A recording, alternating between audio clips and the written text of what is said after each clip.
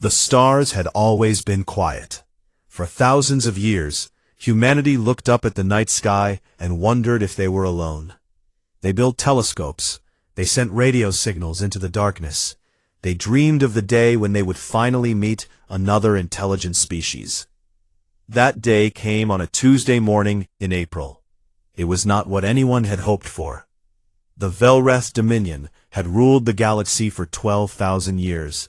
They had conquered 600 worlds across 3 spiral arms of the Milky Way. Their empire stretched across distances that human minds could barely understand. Their ships moved faster than light. Their weapons could crack planets in half. Their armies numbered in the trillions. High Sovereign Kael'thor the Unbroken sat on a throne made from the bones of defeated kings. He had earned his title through 500 years of war. No enemy had ever made him retreat.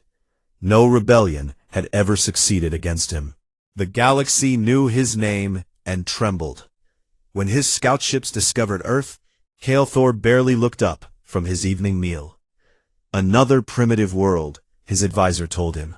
One planet, no faster-than-light capability. Their largest ships are laughable, my sovereign. They cannot even leave their own star system. Kael'thor waved a clawed hand. Send Overlord Syrinx. Tell him to bring them into the fold. Standard integration. The advisor bowed low. At once, my sovereign. Standard integration was a simple process. The Velrath had done it hundreds of times. They would arrive with overwhelming force. They would demand surrender. The primitive species would see that resistance was impossible. They would bow. They would serve. Their world would become another jewel in the Dominion's crown. It had never failed. Overlord Syrinx was a young commander, eager to prove himself. He was given 40 warships for the mission. It was more than enough. Most species surrendered after seeing just 5 Velrath cruisers. 40 was almost insulting. It suggested that the High Sovereign considered Earth barely worth the effort. Syrinx did not mind. An easy victory was still a victory. It would look good on his record. His fleet traveled through the void between stars. They moved at speeds that bent the laws of physics. What would have taken human ships thousands of years took the Velrath only 6 days. When they arrived at the edge of Earth's solar system, Syrinx studied the human defenses with amusement. 63 ships, that was all. 63 vessels that could not even travel faster than light. They were clustered around the 3rd planet from the sun, orbiting like frightened animals huddling together for warmth. Scan them, Syrinx ordered. His sensor officer obeyed. The results came back quickly. Primitive metal alloys, Overlord. Chemical propulsion systems. Their weapons appear to be projectile-based, and some form of directed energy, but weak. Very weak. Syrinx laughed. Several of his officers joined him. They fight with bullets and flashlights, one of them joked. My personal shuttle has better weapons. This will be over before lunch, another said. Syrinx nodded in agreement. He opened a communication channel to Earth. His message would be broadcast on every frequency, impossible to ignore. Every human on the planet would hear his words. Attention, inhabitants of the 3rd planet, he began. His voice was calm, almost bored. I am Overlord Syrinx of the Velrath Dominion. Your world has been selected for integration into our great empire. This is not a request. This is not a negotiation. This is your reality. He paused for effect. On the view screen, the blue planet hung in space. It was pretty, he admitted. The Dominion would make good use of it. You have 2 standard hours to surrender, Syrinx continued. You will disable your weapons. You will lower your defenses. Your leaders will present themselves to me for processing. Your population will be assigned roles within the Dominion based on their usefulness. Resist, and your cities will burn. Your species will be reduced to a fraction of its current number. The survivors will still serve us, but they will serve as slaves rather than citizens. He smiled, showing rows of sharp teeth. Your fleet numbers 63 vessels. Mine numbers 40. Each of my ships can destroy entire continents. The mathematics are simple. You cannot win. Choose wisely. You have 2 hours. Message ends. He cut the transmission and leaned back in his command chair. Now we wait. Someone bring me a drink. On Earth, the message played on every screen, every radio, every device capable of receiving a signal. In homes and offices, in schools and hospitals, in military bases and government buildings, people stopped what they were doing and listened. They heard the alien voice. They understood the threat. For a moment, the entire planet was silent. Then the United Terran Defense Council convened. They met in a bunker beneath the mountains of Switzerland. Generals and admirals from every nation sat around a massive table. Screens on the walls showed the alien fleet, still holding position at the edge of the solar system. Admiral Chen Weilin was the first to speak. She was 62 years old, with gray hair cut short, and eyes that had seen too many wars. She had commanded human forces for 3 decades. She had never lost a battle. They made a mistake, she said quietly. The others looked at her. They broadcast their exact position, Chen continued. They told us how many ships they have. They told us their assessment of our capabilities. She smiled, and there was no warmth in it. They think they are giving us a deadline. They are giving us time to aim. General Yuki Tanaka of the Japanese Defense Force nodded slowly. Our weapons are hot. They have been hot for 200 years. We have been waiting for this day. The orbital platforms are ready, reported Admiral Jackson of the American fleet. 12,000 missiles, 800 railgun batteries, 240 X-ray laser arrays. The submarines are in position, added Admiral Volkov of the Russian Navy. Another 4,000 missiles, ready to launch on command. Every ship in the fleet has targeting solutions locked, said Admiral Chen. We knew the aliens would come someday. We just did not know when. The alien overlord had made an assumption. He had assumed that humanity was primitive because they did not have faster-than-light travel. He had assumed that their ships were weak because they were slow. He was wrong. Humanity had never developed FTL drives, not because they could not. They had chosen not to. Every gram of metal, every hour of research, every credit of funding that could have gone toward exploring the stars had instead been poured into something else. Weapons. Humans had spent 10,000 years fighting each other. They had invented swords and spears, guns and bombs, missiles and lasers. Each war taught them new ways to kill. Each peace gave them time to prepare for the next war. When they finally looked up at the stars and wondered what might be out there, they did not see opportunity. They saw threat. They saw danger. They saw enemies they had not yet met. So they prepared. The orbital defense platforms were not scientific stations, as the alien scans suggested. They were weapons platforms, armed with enough firepower to crack moons. The submarines beneath Earth's oceans carried missiles tipped with warheads that could vaporize cities. The primitive ships in Earth's fleet were not exploration vessels. They were battleships, armed with railguns that could fire tungsten rods at 3% the speed of light. Humanity had been waiting for this moment for 200 years. The Defense Council voted. It was unanimous. Admiral Chen stood and looked at the faces around the table. These were the leaders of humanity. In their hands rested the fate of their entire species. We did not start this, she said, but we will finish it. All stations, all ships, all platforms, weapons free, fire at will. Across the planet the message went out. In orbital stations and submarine bays, in missile silos and ship bridges, soldiers received their orders. They did not hesitate. Deep beneath the Pacific Ocean, Captain Maria Santos sat in the command chair of the submarine Leviathan. She had served for 20 years, waiting for a war that she hoped would never come. Now it was here. Orders received, her communications officer reported. Weapons free. Santos looked at her crew. They were scared. She could see it in their eyes. but they were also ready. "You heard the order," she said calmly. "Launch all missiles. Let's show these aliens what humanity is made of." In orbit around Earth, Commander James Wright stood on the bridge of the defense platform Aegis 7. Through the view screen, he could see the distant lights of the alien fleet. "Targeting solutions confirmed," his weapons officer said. "All systems green."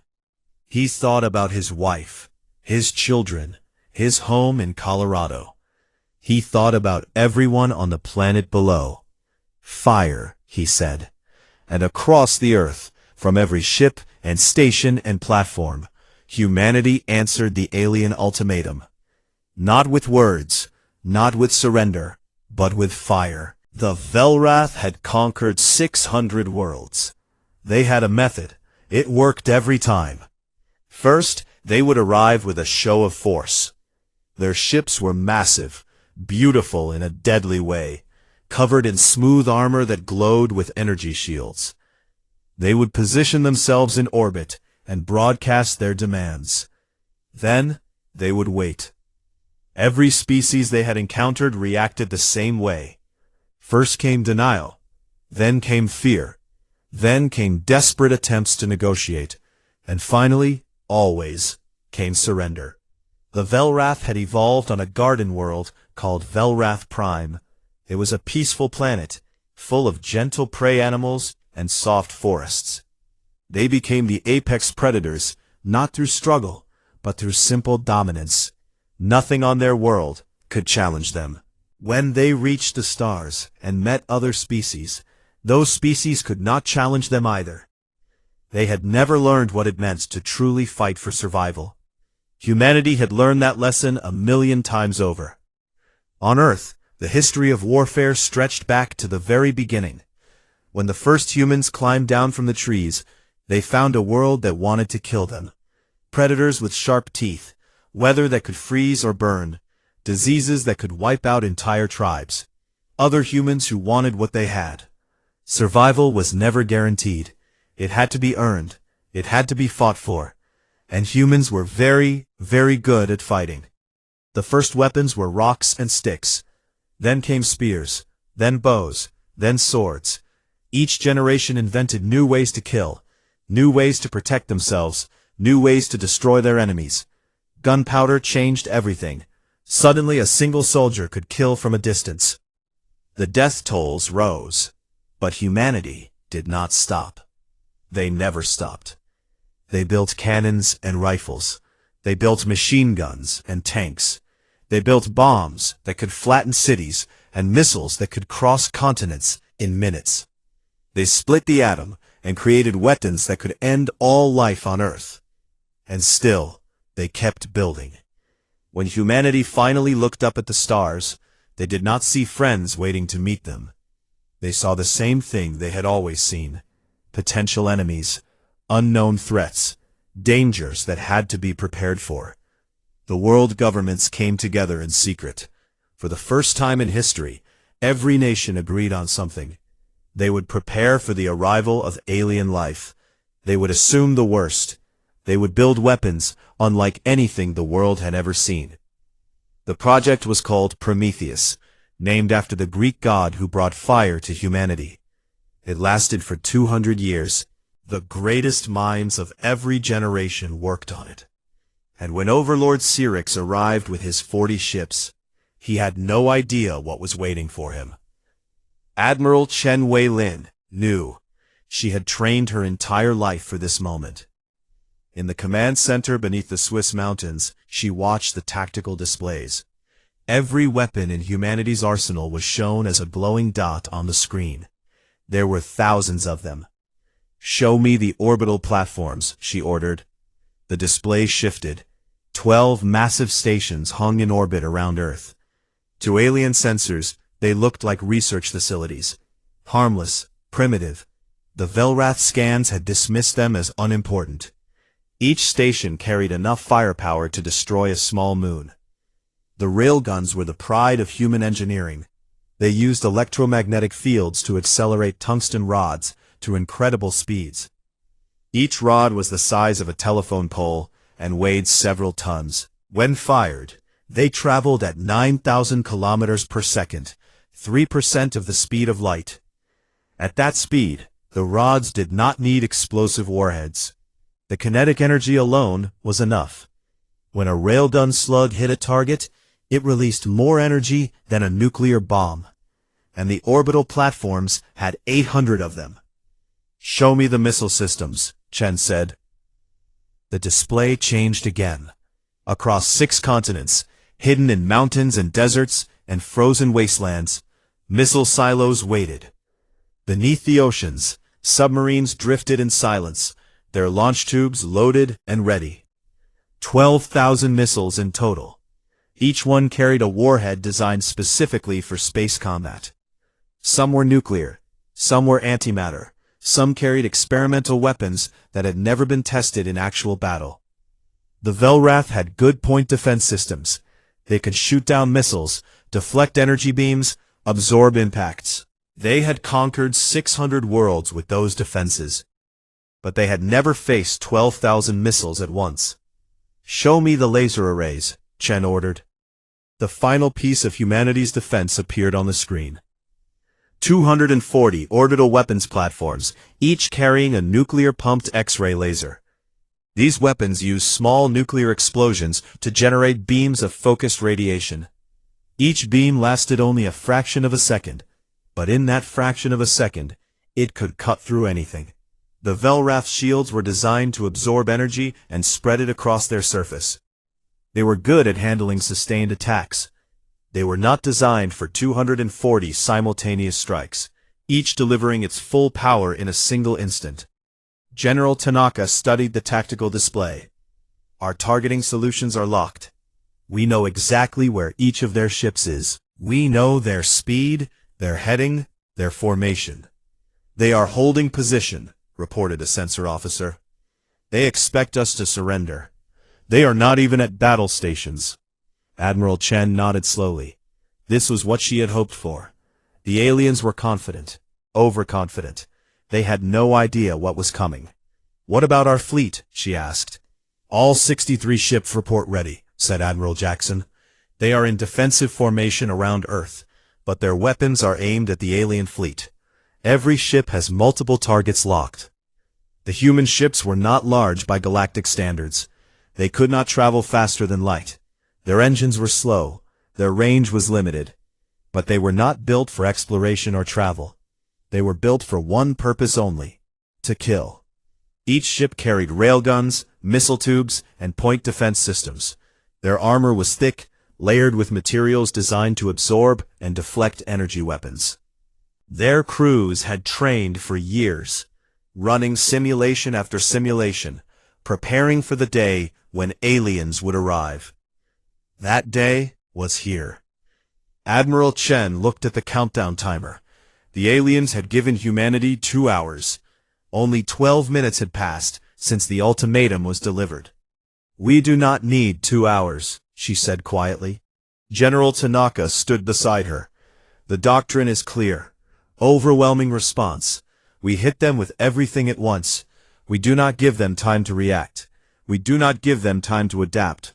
We do not give them time to call for help." Shen nodded. One chance, one strike, total destruction. This was the core of human military thinking. Throughout their history, humans had learned that hesitation meant death. When faced with a threat, you did not negotiate. You did not warn. You did not give your enemy time to prepare. You struck first. You struck hard. You struck with everything you had. "All stations report ready," the communications officer announced. "Waiting for your order, Admiral." Chen looked at the faces around her.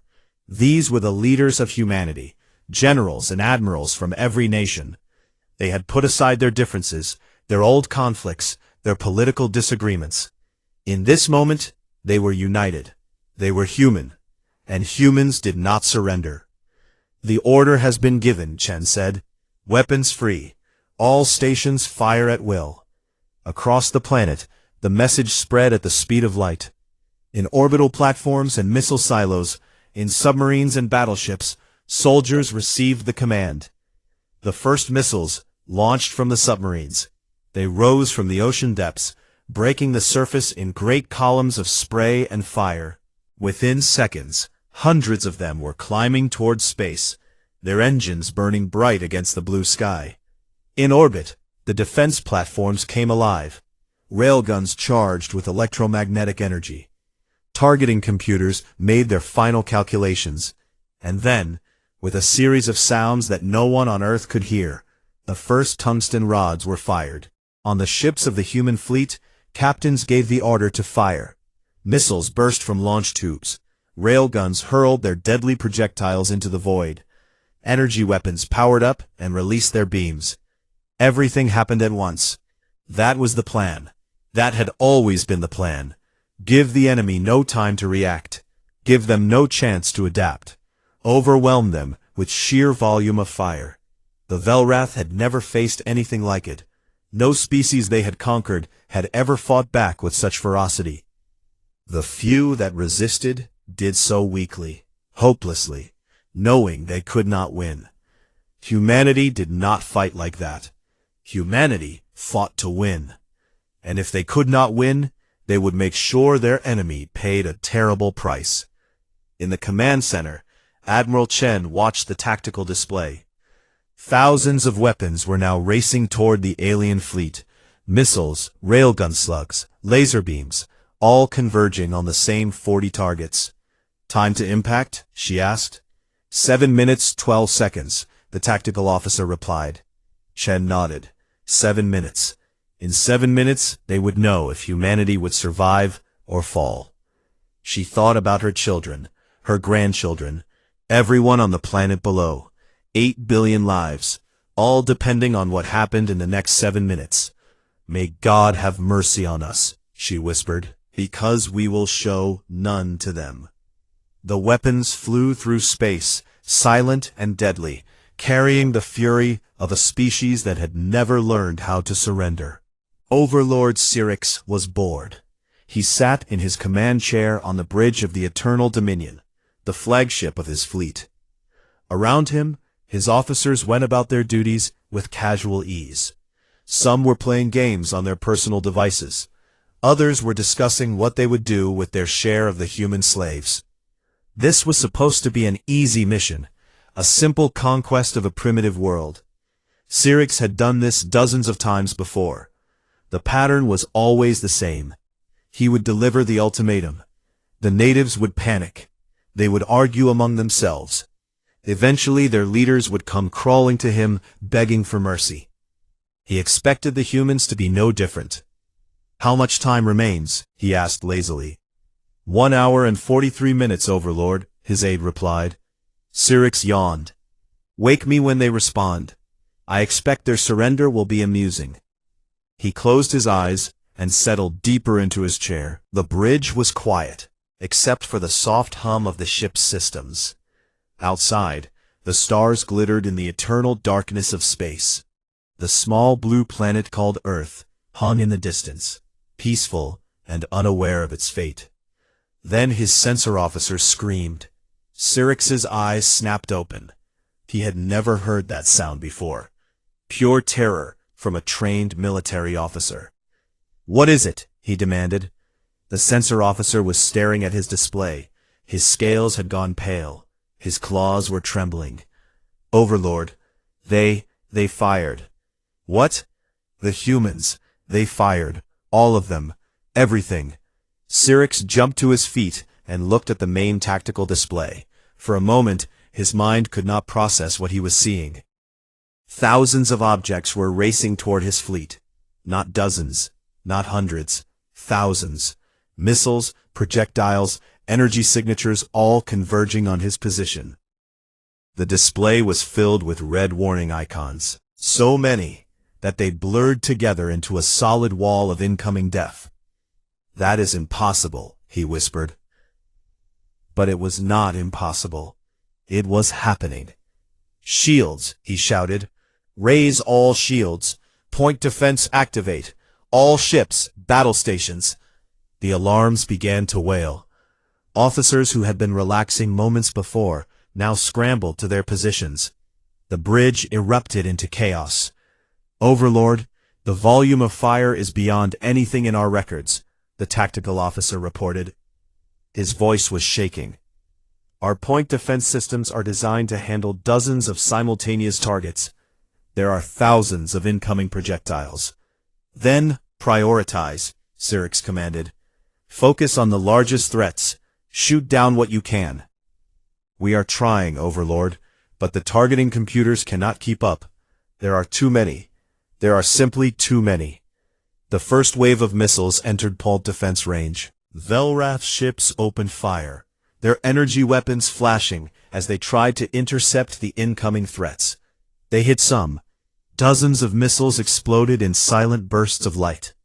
But for every missile they destroyed, 10 more kept coming. The railgun slugs arrived first. They were traveling so fast that the Velrath sensors barely had time to register them before impact. The cruiser Voice of Dominion was hit by 6 tungsten rods in the space of 2 seconds. Each rod weighed several tons and was traveling at 9,000 kilometers per second. The kinetic energy released was equivalent to multiple nuclear bombs detonating simultaneously. The ship did not explode. It disintegrated. One moment it was there, a proud warship of the Velrath fleet. The next moment, it was an expanding cloud of superheated gas and shattered metal. Voice of Dominion is gone, someone shouted. Claw of Empire reports critical damage. Sovereign's Will is not responding. Syrinx watched in horror as his fleet began to die. The railgun slugs punched through shields and armor like needles through paper. They hit with such force that entire sections of ships simply ceased to exist. Then the missiles arrived. The Velrath point defense systems were overwhelmed. They had been designed to handle the polite, ordered warfare of the galaxy. Enemies who attacked in measured waves, who valued their own ships too much to sacrifice them in mass assaults. They were not designed for this. The humans had not sent a measured response. They had sent everything. Every missile, every weapon, every ounce of destructive power they possessed. They were not trying to defeat the Velrath fleet. They were trying to erase it from existence. Missiles slammed into Velrath ships by the dozens. Nuclear warheads detonated against shields, overloading them with raw energy. Antimatter warheads burned through armor like acid through flesh. Ships that had survived the railgun barrage were torn apart by the missile swarm. Eternal Flame destroyed. Conqueror's Pride destroyed. Storm of Velrath destroyed. The reports came so fast that Syrinx could not keep track. His fleet of 40 warships was being annihilated before his eyes. "Return fire!" he screamed. "Target their ships, their platforms, anything. We are trying, Overlord, but their projectiles are disrupting our targeting systems. We cannot get a clear lock." Then the X-ray lasers fired.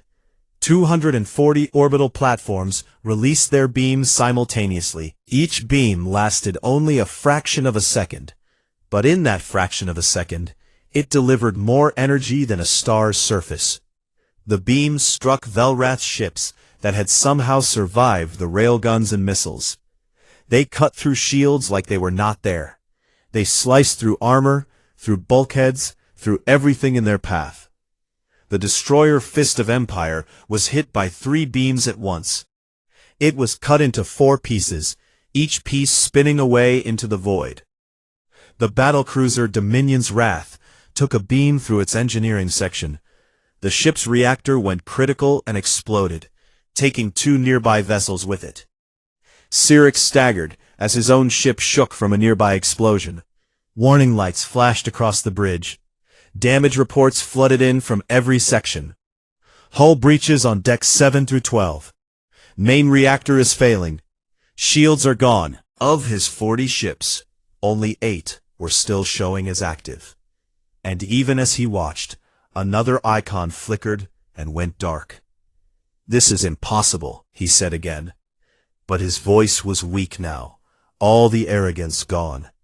"We are the Velrath. We are the masters of the galaxy. We do not lose to primitives." But they were losing. They were dying. and there was nothing he could do to stop it.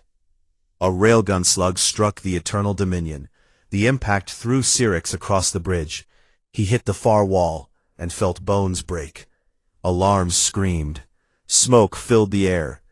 Around him, his officers lay dead or dying. He tried to stand, but his legs would not obey. He looked up at the view screen, still somehow functioning despite the damage. He could see Earth, that small blue planet, that world of primitives who should have surrendered, who should have knelt. How, he whispered, how did they do this? Another impact rocked the ship. The ceiling cracked. Metal groaned and tore. In his final moments, Overlord Syrinx understood his mistake. He had looked at humanity and seen a primitive species without faster-than-light travel.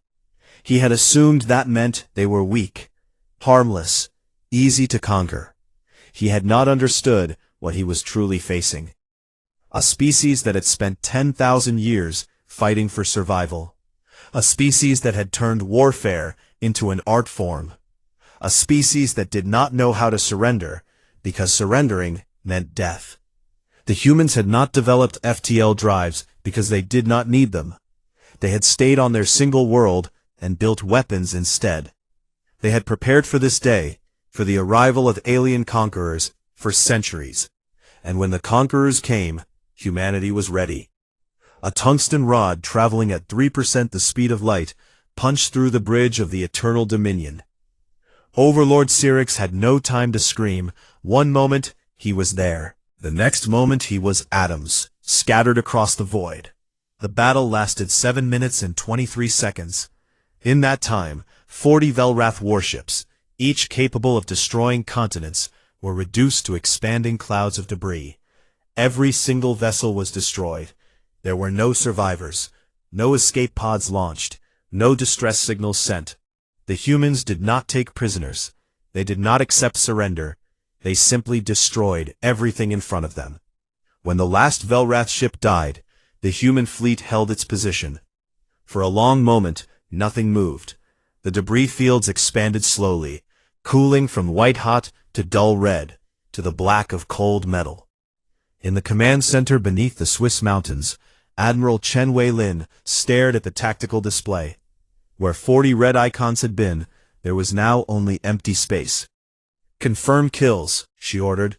Her voice was steady, but her hands were shaking. All 40 enemy vessels destroyed. No remaining threats detected. The room was silent. Then, slowly, someone began to clap. Others joined in. Within seconds, the entire command center erupted in cheers. But Admiral Chen did not celebrate. She was thinking about what came next. The Velrath had sent 40 ships. They would have more. Many more. An empire that spanned 600 worlds would not ignore the destruction of an entire fleet. This was not the end. This was the beginning. "Get me a damage report," she said quietly. "How many missiles do we have left? How many railgun rounds? What is the status of our ships?" The celebration died down. Officers returned to their stations. All ships report minimal damage. The enemy did not return effective fire. We used approximately 60% of our orbital missile stockpile. Another 40% of our submarine-launched missiles. Railgun batteries report 70% ammunition remaining. Casualties. The officer paused, checking his display twice. 0, Admiral. 0 casualties. Chen closed her eyes. 0 casualties. They had destroyed an alien fleet and lost nothing. It seemed impossible. It seemed like a miracle. But she knew it was not a miracle. It was preparation. 200 years of preparation. "Begin reloading all platforms," she ordered. "Recall our ships for resupply. I want us back at full capacity within 72 hours. "Yes, Admiral." She looked at the view screen, at the stars beyond Earth's atmosphere. Somewhere out there, an empire was about to learn what had happened to their fleet. And they would come. They would come with more ships, more weapons, more soldiers. They would come for revenge. The throne room of the Velrath Dominion was vast. It could hold 10,000 people. Its ceiling rose so high that clouds sometimes formed near the top. The walls were covered in the banners of conquered worlds, 600 flags representing 600 victories. High Sovereign Kael'thor the Unbroken sat on his throne and waited. 3 days had passed since Overlord Syrinx was supposed to report the successful conquest of Earth. 3 days of silence, no transmissions, no updates, nothing. At first, Kael'thor had not been concerned. Sometimes communications were delayed. Sometimes young commanders forgot to report in, too busy enjoying their victory. He had been annoyed, but not worried. Then the sensor logs arrived. Syrinx's fleet had been equipped with automated recording systems. These systems constantly documented everything that happened around the ships. When a ship was destroyed, the recordings were automatically transmitted to the nearest Dominion outpost. All 40 ships had sent their final recordings at almost the same time. The outpost had compiled them and forwarded them to Velrath Prime. Kael'thor watched the footage in his private chambers first. He watched it 3 times, convinced that there had been some mistake, some trick, some explanation that made sense. There was no explanation that made sense. The primitives, the humans as they called themselves, had destroyed an entire Velrath fleet in less than 8 minutes. They had fired thousands of weapons simultaneously. They had overwhelmed point defense systems that had never been overwhelmed before. They had killed every single Velrath soldier without losing a single ship of their own. It was impossible, and yet it had happened. Now Kael'thor sat on his throne, surrounded by his advisors and generals. The footage played on a massive screen for all of them to see. Some had already fled the room, unable to watch their ships die over and over. Others stood frozen, their scales pale, their eyes wide with shock. "Play it again," Kael'thor commanded. "My sovereign," one advisor said carefully, "we have played it 15 times.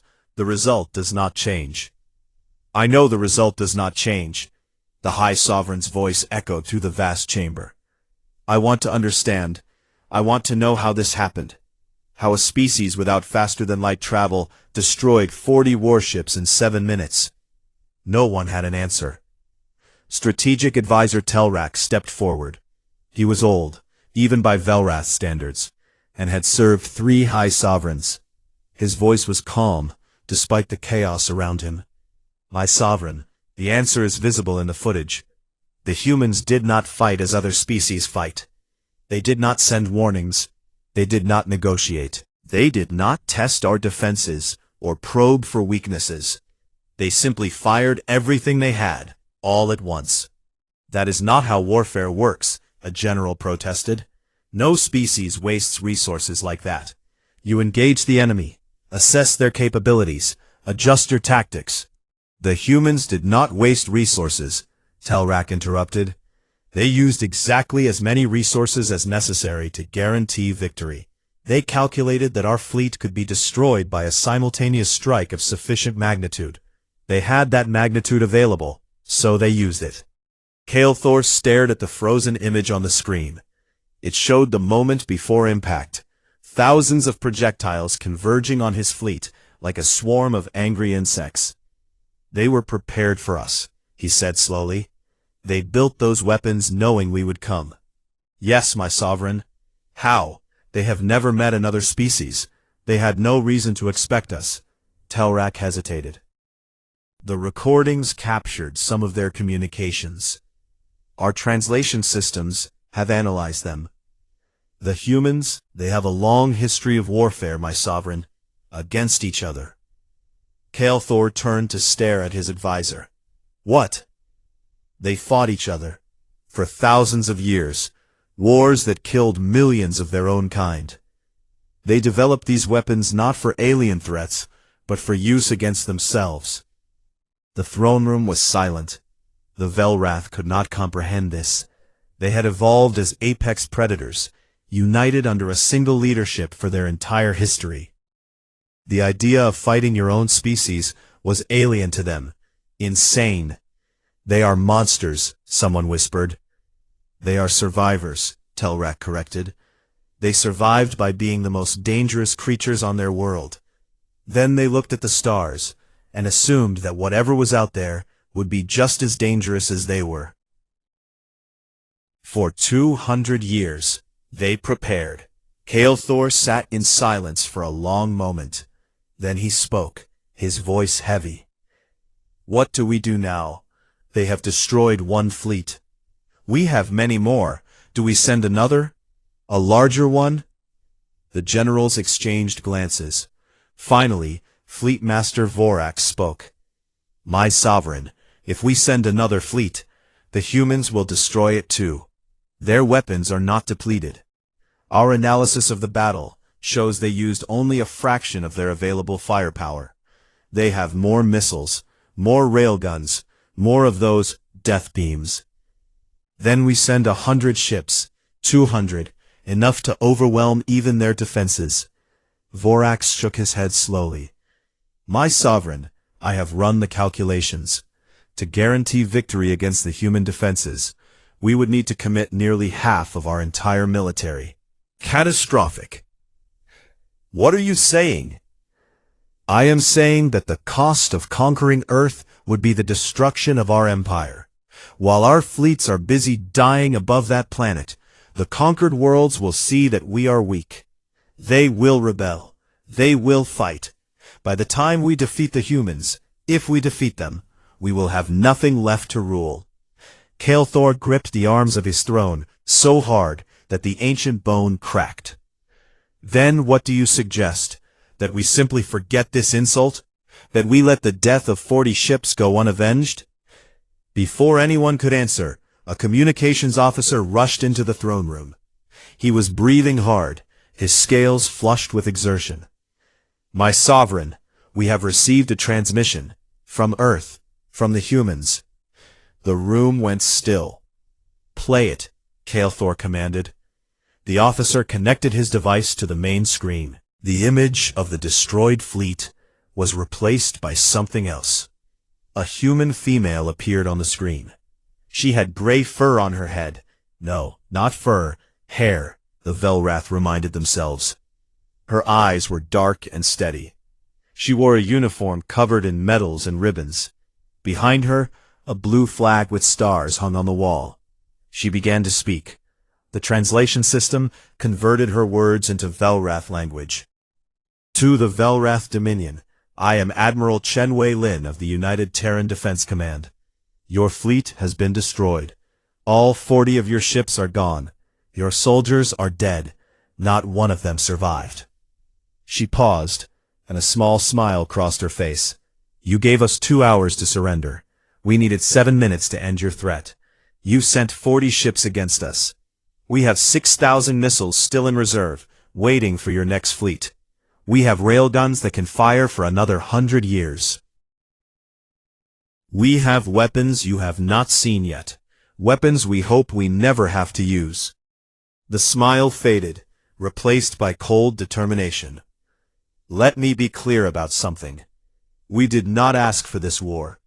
We did not seek you out. We did not want to kill your soldiers.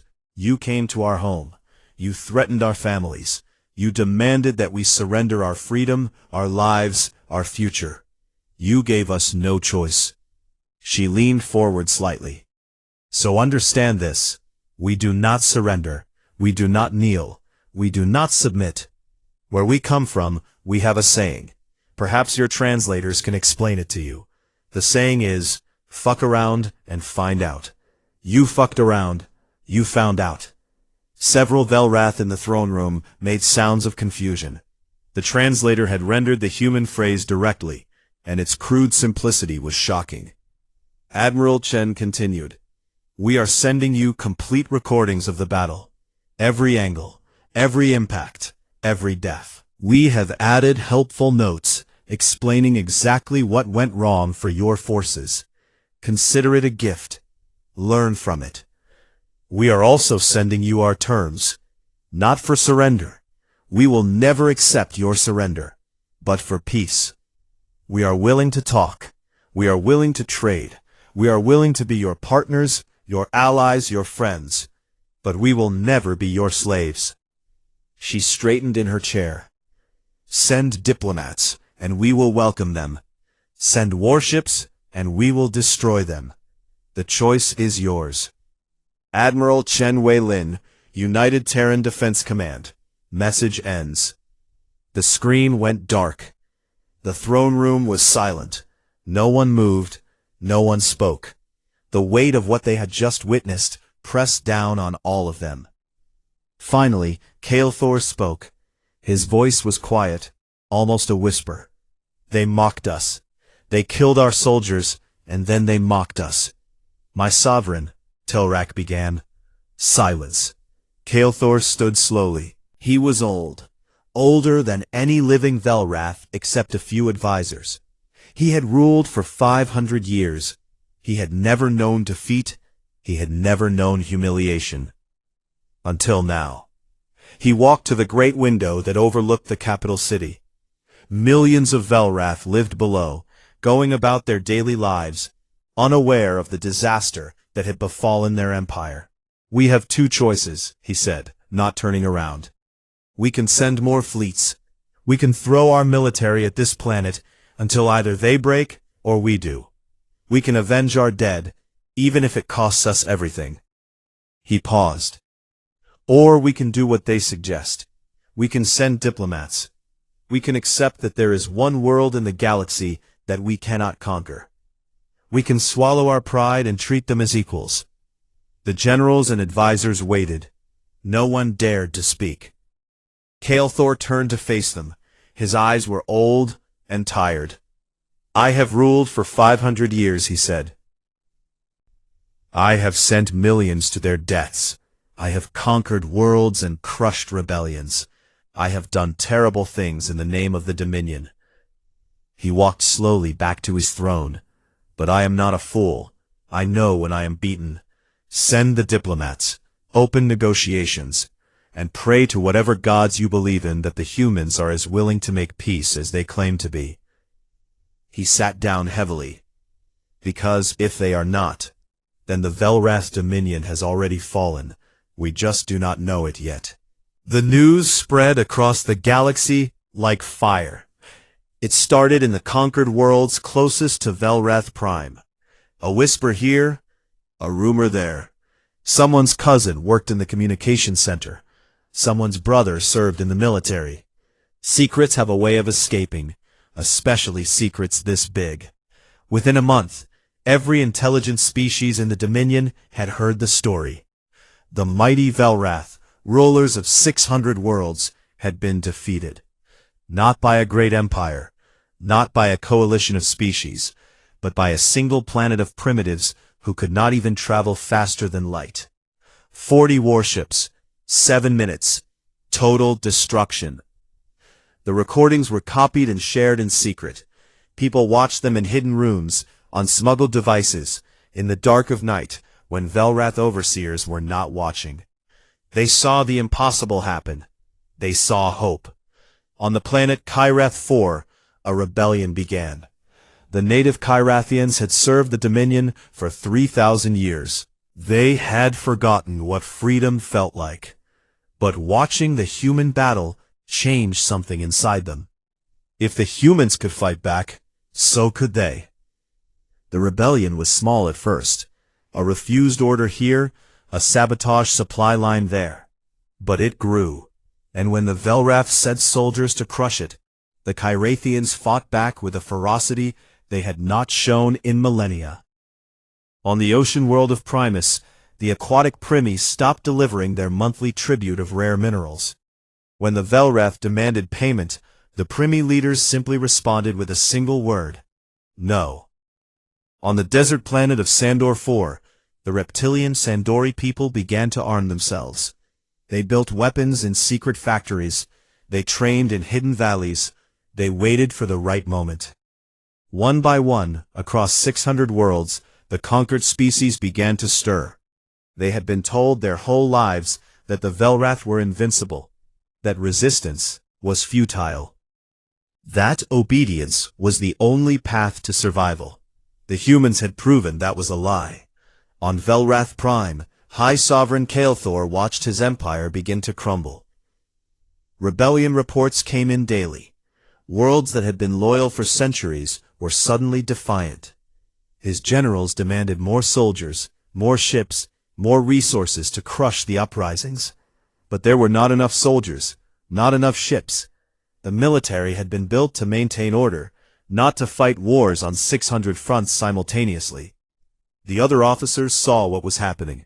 They saw that Kael'thor's stubbornness, his arrogance, his decision to attack Earth, had doomed them all. If he had left the humans alone, none of this would have happened. The Empire would have continued as it always had. 3 months after the Battle of Earth, Kael'thor the Unbroken was removed from power. His own generals arrested him in his throne room. He seemed almost relieved. The new government, led by a council of pragmatic military leaders, immediately sent a message to Earth. They requested negotiations. They offered peace. The humans accepted. Admiral Chen Wei-lin traveled to a neutral location at the edge of human space. She brought a small delegation of diplomats and advisors. She also brought, just in case, 5 heavily armed warships that stayed within weapons range the entire time. The Velrath delegation was led by strategic advisor Telrak, now one of the leaders of the new government. He arrived with his own ships, but made sure to keep them at a respectful distance from the human vessels. The two species met face to face for the first time. Not as conqueror and conquered, not as master and slave, but as equals. Telrak studied the human female across the negotiating table. She was smaller than he had expected, softer looking. If he had seen her on any conquered world, he would have dismissed her as weak, helpless, easily controlled. He had watched the battle recordings 100 times. He knew better now. "Admiral Chen," he said, his translator device rendering his words into her language. "On behalf of the Velrath people, I wish to express regret for what happened, for what we tried to do." Chen's expression did not change. "Your people tried to enslave us. Your commander threatened to burn our cities and reduce our population to a fraction. I appreciate the apology, but regret seems like a small word for what was attempted." "It is." Telrak lowered his head slightly. "We have done terrible things to many species for thousands of years. We told ourselves it was necessary, that we were bringing order to the galaxy, that the conquered were better off under our rule. And now? Now I watch our empire collapse. I see worlds that have served us for millennia rise up in rebellion. I see everything we built being torn down." He paused. "Perhaps we deserved it." Chen studied him for a long moment. Then she nodded. "Perhaps you did, but we are not here to punish you. We are here to talk about the future." The negotiations lasted 2 weeks. In the end, both sides got something they wanted. The Velrath agreed to recognize Earth as an independent world, free from any claim of conquest or integration. They agreed to share faster-than-light technology, allowing humans to finally travel among the stars. They agreed to trade, to cultural exchange, to mutual defense against common threats. In return, the humans agreed not to actively support the rebellions that were tearing the Dominion apart. They would not provide weapons or training to the conquered species. They would not interfere in internal Velrath affairs. It was a compromise. Neither side was fully happy. But both sides could live with it. The treaty was signed in Geneva, on Earth, in the same chamber where countless human treaties had been signed over the centuries. Telrak looked around at the ancient room, at the flags of human nations that hung on the walls, at the history that surrounded him. "You have fought many wars," he observed, "among yourselves." "Yes," Chen replied, "too many. We nearly destroyed ourselves more than once. And yet you survived. We always survive." She poured 2 glasses of wine and offered one to the alien. "That is what we do. We fight, we suffer, we learn, and we survive." Telrak accepted the glass carefully, unsure of how to drink with his different mouth structure. May I ask you something? Something that has bothered me since I watched the battle recordings. Of course. How did you develop such violence, such capacity for destruction? No species in the galaxy fights like you do. Your weapons, your tactics, your willingness to sacrifice everything for victory, it is unlike anything we have ever encountered. Chen was silent for a moment. She looked out the window at the city beyond, at the people walking the streets, living their lives. We spent 10,000 years fighting each other, she said finally. Every war, we got better at it. Every peace, we used to prepare for the next war. Every atrocity taught us what we were capable of. Every act of heroism taught us what we were fighting for. She turned back to face him. You looked at us and saw primitives. You saw that we did not have faster-than-light travel. You assumed that meant we were weak, harmless, easy to conquer. We were wrong. Yes, you were. She raised her glass. You should have looked closer. You would have seen a species that has never stopped preparing for the next war. A species that has always won the fights that mattered. A species that would rather die than kneel. Telrak raised his own glass awkwardly. What do you drink to, among your people? He asked. Chen smiled. It was the first time Telrak had seen her smile. It transformed her face, made her look almost gentle. We drink to many things, to health, to happiness, to victory. She paused. But today, let us drink to something else. Let us drink to peace. And let us hope that neither of our peoples ever has to fight the other again. They drank. Outside, the sun was setting over Geneva. The sky turned orange and red, painting the ancient city in colors of fire. Somewhere, a child was laughing. A bird was singing. Life was going on, as it always did. The galaxy had changed forever. In the years that followed, humanity spread among the stars. They built colonies. They established trade routes. They made allies, and occasionally, enemies. They became one of the great powers of the galaxy, respected and feared in equal measure. The Velrath dominion shrank. Many of the conquered worlds gained their independence. The empire that had once ruled 600 systems eventually controlled only a few dozen. But it survived, transformed into something smaller, but perhaps more honest. And throughout the galaxy, a new phrase became common. It was borrowed from human soldiers who had served on the orbital platforms during the battle. It became the first rule of galactic diplomacy, taught in academies and repeated in council chambers across 1,000 worlds. Don't poke the humans. It was good advice. On Earth, the orbital defense platforms still hung in space, silent and watchful. The submarines still drifted through the dark oceans, their missile tubes loaded and ready. The railgun batteries still pointed at the stars. Humanity hoped they would never need to use those weapons again. They hoped that peace would last forever. They hoped that the galaxy had learned its lesson. But just in case, they kept preparing. That was what humans did. They prepared. They planned. They built weapons and trained soldiers, and waited for the next threat to arrive. Because they knew, better than anyone, that peace was precious and temporary. That danger could come from anywhere, at any time. That survival was never guaranteed. It had to be earned.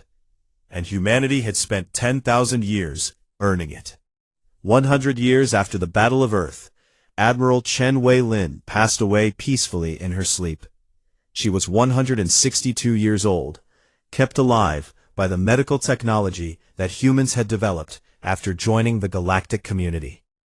Her funeral was attended by representatives from 100 worlds. The Velrath sent a delegation. So did the Kyrathians, the Primi, the Sandori, and dozens of other species that had gained their freedom in the years following the battle. They came to honor the woman who had changed the galaxy. On her tombstone, At her own request, they carved a simple message. She gave them 2 hours. She needed 7 minutes. It was, everyone agreed, the perfect ending to a perfect life. And somewhere in the darkness between stars, humanity kept watch, ready for anything, prepared for everything. Because that was what humans did. And they were very, very good at it.